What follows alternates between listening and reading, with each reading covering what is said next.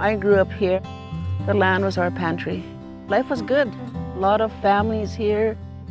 This time of year it was dry fish making season. Sadly, it's all changed. We are downstream from the industry, right on the Athabasca River, so at the receiving end of all that garbage that's going in right from the coal mine. Then you have the oil sands. Now we have the guardians and the monitors keeping track. It is so important.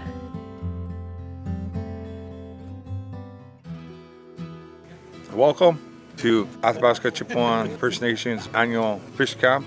It's a joint collaboration with Mikisew Cree First Nation. There's a variety of people that attend the camp, elders, fishermen, and then we have scientists come out, sample the fish. You get people together, getting some information, interacting, having fun. They're going to be taking samples. Good morning, David. Good morning.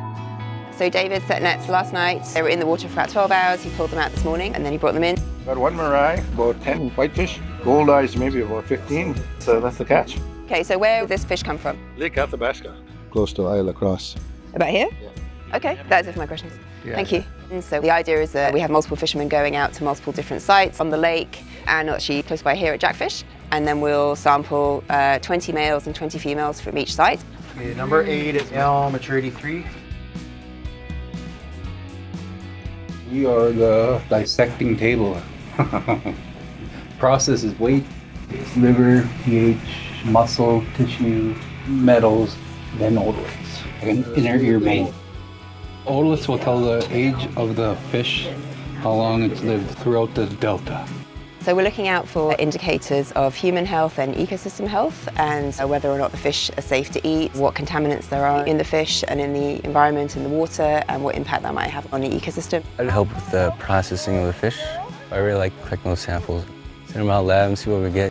I want to know what's going on out there, you know? We look at mercury, we look at oil sands related contaminants. It's really based on a community concerns. We used to come out here for a weekend and we got to bring 10 gallons of water. Back when I was young, we used to drink off this river, no hesitation. But now I won't drink it. We have guardians active on the land, going out regularly, measuring water quality parameters.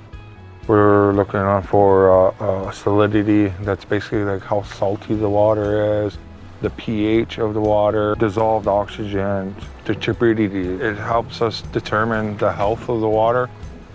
Matthew, you ready? Yep. Salinity reads 0.10. Our pH reads 8.02.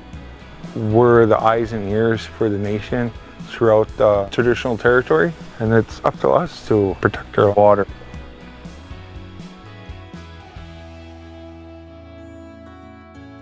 Since we don't want to waste fish when we sample them with the things we need, make them dry fish. The fish will be processed through the dry fish station, so they will go over to traditional dry fish makers and they will observe the fish from the outside. Scale pattern, is it normal, abnormal? Normal? Normal? No bulging eyes? Nope. See any abnormalities or anything that's of concern, they'll dissect the fish and have a look on the inside, the fat content, the liver, stomach. The liver is really pale. I've never seen a liver like that. It's a great way to combine Western science with traditional knowledge. When I think of data, I think of the numbers I write down on the data sheet and put into the computer, but the baseline data that they have is all that traditional knowledge they've incorporated from living on the land. They know there's fewer whitefish because they compare it to stories from their father and their grandfather, and that the fish, they're a little mushier. If you were to give it rank, 1 being poor, 2 in the middle, and 3 being a really good dry fish, what would you give? 2. 2? Yeah. Be a 2, but mine would be about a 1. This one, look at this healthy. Friends are all red. Red's healthy, so you're going to keep it? They feel that the fish is healthy and of sufficient quality. The fillets will be made into dry fish. The smell of whitefish is something I grew up with, so I enjoy it. We'll actually sit down and do presentations to elders and explain some of the results that we have throughout the years. This group of scientists are a great group. They've been out here pretty much right from the beginning. Sitting at a table with an elder as a scientist, we're all experts. There's not one above the other. And we're all learning together at the same time. So it's a big win-win. We had seen in 2021 there was a bit of an increase in mercury. We'll look again this year and see kind of what the results are. Maybe because of the flood we had so much water. Maybe that increased the mercury. It could be exactly from the abundance vegetation. of the water that we had during 2020. Yeah. You know, I grew up here. I've seen all the changes in my 72 years. It has to get better. That's what we want, and that's where the guardians come in. Guardians are the protectors for our leadership, for our First Nation, and for our future.